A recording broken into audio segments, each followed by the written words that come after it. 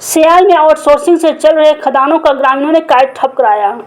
ग्रामीणों का कहना है कि सियाल में प्रबंधन के दौरान ग्रामीणों से आउटसोर्सिंग में रोजगार देने का वादा कर वादा खिलाफी का काम कर रहा है, जिसके चलते प्रबंधन के अड़ियल रवैया को देखते हुए सौदा बस्ती विस्थापित ग्रामीणों ने सियाल में चल रहे आउटसोर्सिंग खदानों का कार्य को बंद कराया। सौदा बस्ती ग्रामीण सैकड़ों महिला पुरुष आउटसोर्सिंग से चल रहा है।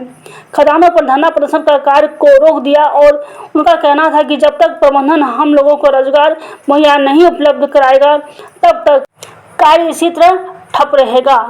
ग्रामीणों का कहना है कि सियाल आउटसोर्सिंग में सौदा बस्ती के सारे जमीन चला गया है, जिस पर कोयला निकालने का कार्य चल रहा है, जिसके चलते ग्रामीण बेरोजगार हो गए हैं और ग्रामीणों को रोजगार चाहिए।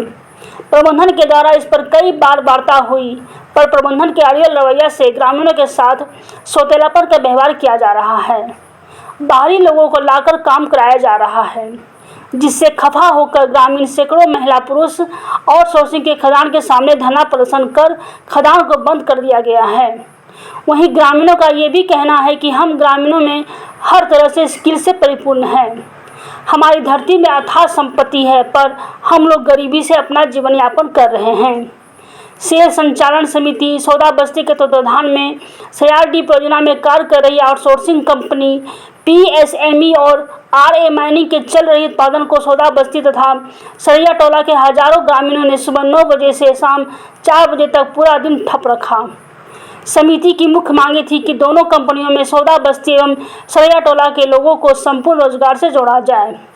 लगभग 4 बजे सीसीएल महाप्रबंधक बरका सियाल क्षेत्र ने लिखित आश्वासन देते हुए कहा कि आगामी 18/10/2023 को आरए माइनिंग प्राइवेट लिमिटेड के अधिकारियों को और उसके 15 दिनों के अंदर पीएसएमई के अधिकारियों को समिति के साथ वार्ता प्रबंधन करवाकर ज्वाइनिंग करवाने का कार्य करेगी। समिति से सकारात्मक वार्ता के बाद माइन संप्रेषण बंद वापस लिया गया।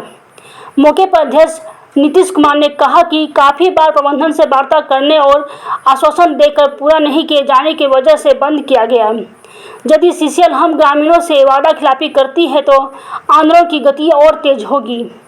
अमित कुमार ने कहा कि 4 वर्षों से हम शांतिपूर्ण तरीके से प्रबंधन को सहयोग करते हुए आए हैं, लेकिन अब हम ठगा हुआ महसूस कर रहे हैं। मौके पर कोषाध्यक्ष अंबर कुमार ने कहा कि हमारे सौदा बस्ती सरैया टोला में सैकड़ों की संख्या में युवाओं के पास हुनर होते हुए बेरोजगार हैं और कंपनी को लिस्ट देने के बाद भी कोई पहल नहीं हुआ। यदि जल्द हमारी मांगे पूरी नहीं हुई तो अब याचना नहीं रन होगा। महिला उत्थान सेल संचालन सह समिति के सदस्य सुलोचना देवी ने कहा कि अब हम लोग का मांग पूरी नहीं होने पर आंदोलन शांतिपूर्ण तरीके से नहीं बल्कि आक्रोशित तरीके से होगी। रामगढ़ से महेश प्रसाद की रिपोर्ट।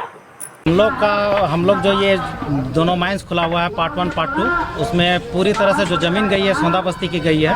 तो हम लोग का बस डिमांड है कि रोजगार में जो भी व्यक्ति यहाँ पे लगे वो सौदा बस्ती के स्थानीय लोग लगे। प्रबंधन से इस मुद्दे पर वार्ता भी हुई थी, लेकिन सिर्फ वार्ता ही हो रही है, ज़मीनी स्तर पे किसी तरह का कोई रिजल्ट नहीं है। इसी के कारण हम लोग मजबूर होकर के आज दोनों माइंस का कार्य बंद कर दिया। तो हम लोग का सारा जल जंगल ज़मीन तो चला गया। अब हम लोग यही सोच लिए कि अनिश्चितकालीन तक यहीं पे खाना पीना और रहना यहीं पे। मुख्यतः मांग क्या है आप लोग?